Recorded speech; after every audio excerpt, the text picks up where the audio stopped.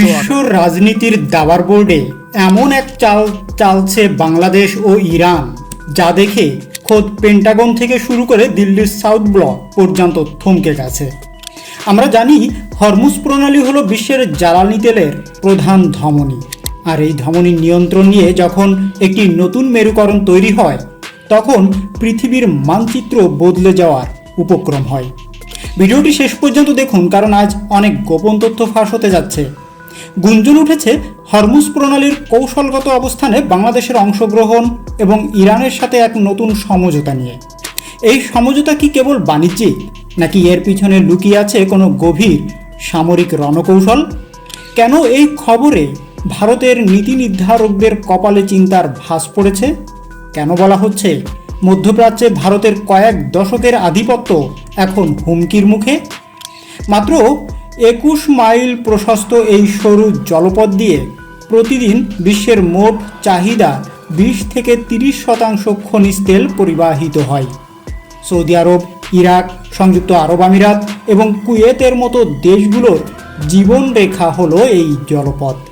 আর ভৌগোলিকভাবে এই প্রণালীর উত্তর উপকূলে পুরোপুরি ইরানের নিয়ন্ত্রণে।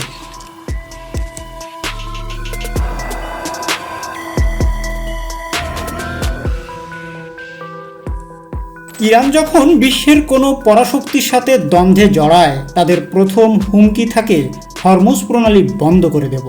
আর যদি এই প্রণালী 1 ঘন্টার জন্য বন্ধ হয়, তবে বিশ্ব অর্থনীতিতে যে সুনামি শুরু হয় তা সামলানোর ক্ষমতা কারণ নেই। এখন প্রশ্ন হলো, এই হাই ভোল্টেজ জোন বা ডেঞ্জার জোনে বাংলাদেশের নাম কেন আসছে? বাংলাদেশ তো ভৌগোলিকভাবে অনেক দূরে। এখানেই লুকিয়ে আছে এক অবিশ্বাস্য কূটনৈতিক চাল।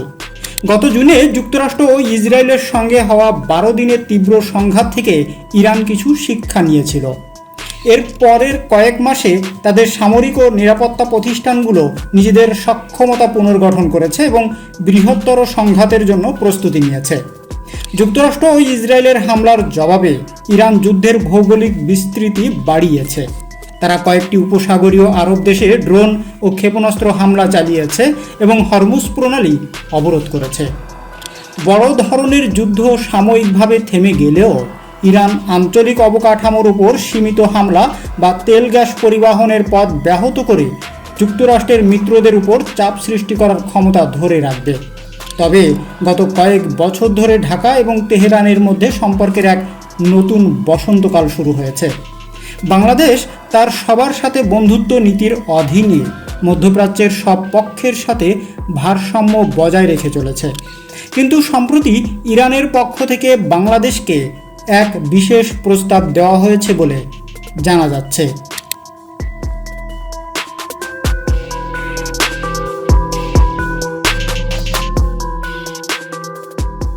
এই প্রস্তাবের মূল ভিত্তি হলো ম্যারিটাইম কোঅপারেশন বা নৌ সহযোগিতা। ইরান চায় বঙ্গোপসাগরের উদীয়মান শক্তি বাংলাদেশকে তাদের জলপথের নিরাপত্তার অংশীদার করতে। এটি কেবল সামরিক নয়, বরং এটি একটি বিশাল অর্থনৈতিক ও কৌশলগত ব্লুপ্রিন্ট। ইরান জানে দক্ষিণ এশিয়ায় ভারতের বাইরে যদি কোনো শক্তিশালী এবং নির্ভরযোগ্য বন্ধু খুঁজে পেতে হয়, তবে বাংলাদেশই সেরা বিকল্প। বাংলাদেশ তার ক্রমবর্ধমান নৌবাহিনী এবং দক্ষ নাবিকদের মাধ্যমে আন্তর্জাতিক জলসীমায় নিজের অবস্থান শক্ত করছে। আর ইরান যদি হরমুজ প্রণালীর আশেপাশে বাংলাদেশকে কোনো বিশেষ বাণিজ্যিক করিডোর বা সেফ প্যাসেজ দেয়, তবে তা হবে বাংলাদেশের জন্য শতাব্দীর সেরা জয়। এবার আসা যাক ভারতের প্রসঙ্গে। কেন এই সম্ভাব্য সমঝোতায় দিল্লির ঘুম হারাম হয়ে গেছে? এর পিছনে প্রধানত 3টি কারণ রয়েছে।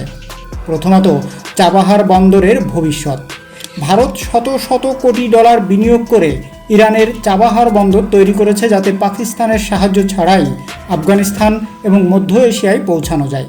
কিন্তু ইরান যদি এখন ভারতের বদলে বাংলাদেশের সাথে গভীর কৌশলগত সম্পর্ক তৈরি করে, তবে চাবাহার বন্দরে ভারতের একচ্ছত্র আধিপত্য খর্ব হবে।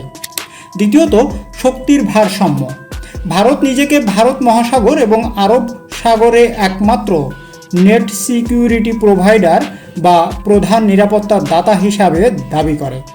এখন যদি তাদের প্রতিবেশী দেশ বাংলাদেশ ইরানের সাথে মিলে হরমুজ প্রণালীর মতো গুরুত্বপূর্ণ জায়গায় প্রভাব বিস্তার করে, তবে ভারতের সেই আঞ্চলিক আধিপত্যের দাবি বড় চ্যালেঞ্জের মুখে পড়বে।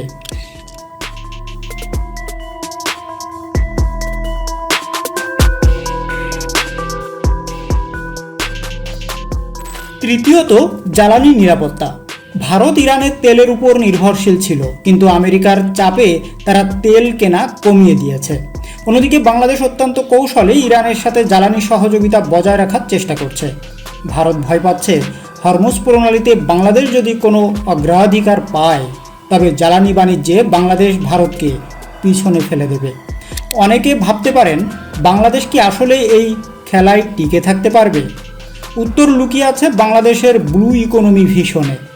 বাংলাদেশ এখন আর কেবল স্থলভাগের দেশ নয়, বিশাল সমুদ্র সীমা জয়ের পর ঢাকা এখন গভীর সমুদ্রের শক্তি হিসাবে নিজেকে গড়ে তুলছে। বিশেষজ্ঞরা বলছেন, হরমুজ প্রণালীর আশেপাশে বাংলাদেশের বেসামরিক এবং কৌশলগত উপস্থিতি থাকলে তা বাংলাদেশের রেমিটেন্স যোদ্ধাদের সুরক্ষা দেবে এবং মধ্যপ্রাচ্যের তেল সরবরাহ নিশ্চিত করবে।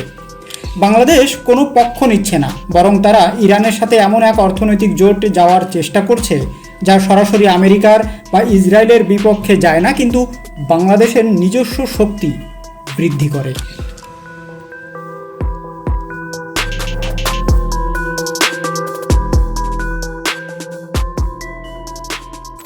এই যে ভারতের আধিপত্যে বড় ধাক্কা দেওয়ার কথা বলা হচ্ছে, তার মানে এই নয় যে বাংলাদেশ ভারতের শত্রু হচ্ছে, বরং এর মানে হলো বাংলাদেশ এখন আর ভারতের উপর নির্ভরশীল হয়ে থাকতে চায় না। বাংলাদেশ নিজের স্বতন্ত্র পররাষ্ট্র নীতি এবং সরাসরি মধ্যপ্রাচ্যের মূল কেন্দ্রগুলোতে নিজেদের অবস্থান তৈরি করছে। আন্তর্জাতিক থিঙ্ক ট্যাঙ্কগুলো এই বিষয়টিকে দেখছে দক্ষিণ এশিয়ায় ভারতের বিগ ব্রাদার সুলভ আচরণের প্রতিবাদ হিসাবে। মালদ্বীপ থেকে নেপাল, এমনকি শ্রীলঙ্কাও এখন ভারতের বলয় থেকে বেরিয়ে আসতে চাচ্ছে। এমন অবস্থায় বাংলাদেশের এই ইরান কানেকশন ভারতের জন্য একটি বড় সংকেত। যদি হরমুজ প্রণালী ও ইরান কেন্দ্রিক এই জোট সফল হয়, তবে মধ্যপ্রাচ্যের রাজনীতিতে ভারতের বিকল্প হিসাবে বাংলাদেশের নাম উচ্চারিত হবে। ভারত যখন পশ্চিমাদের সাথে ইরানের সম্পর্ক নিয়ে দোটানায়, বাংলাদেশ তখন বাস্তবমুখী এবং স্বাধীন পররাষ্ট্র নীতি নিয়ে এগিয়ে যাচ্ছে। এটি দিল্লির জন্য সবচেয়ে বড় ভয়ের কারণ তারা তাদের দীর্ঘদিনের প্রভাব হারাবার আশঙ্কায় ভুগছে।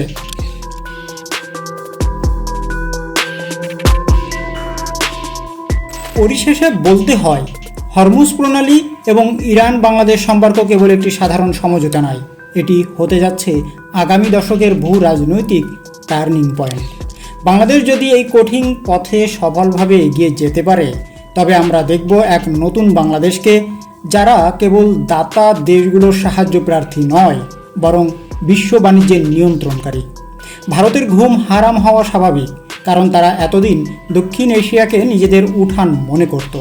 কিন্তু এখন সেই উঠানের একটি শক্তিশালী রাষ্ট্র যখন আন্তর্জাতিক গুরুত্বপূর্ণ জলপথের অংশীদার হতে যাচ্ছে, তখন দিল্লির অস্বস্তি বাড়াটাই স্বাভাবিক। আপনাদের কি মনে হয়, বাংলাদেশ কি পারবে হরমুজ প্রণালীতে নিজের প্রভাব বিস্তার করতে? এই সমঝোতা কি আসলেই ভারতের আধিপত্যের অবসান ঘটাবে? আপনার মতামত আমাদের কমেন্টস করে জানান। ভিডিওটি ভালো লাগলে লাইক দিন এবং বন্ধুদের সাথে শেয়ার করুন। এমন আরও এক্সক্লুসিভ জিওপলিটিক্যাল বিশ্লেষণ পেতে আমাদের চ্যানেলটি সাবস্ক্রাইব করে বেল আইকনটি প্রেস করে রাখুন। দেখা হবে পরের ভিডিওতে। ততক্ষণ পর্যন্ত সতর্ক থাকুন, ভালো থাকুন। ধন্যবাদ।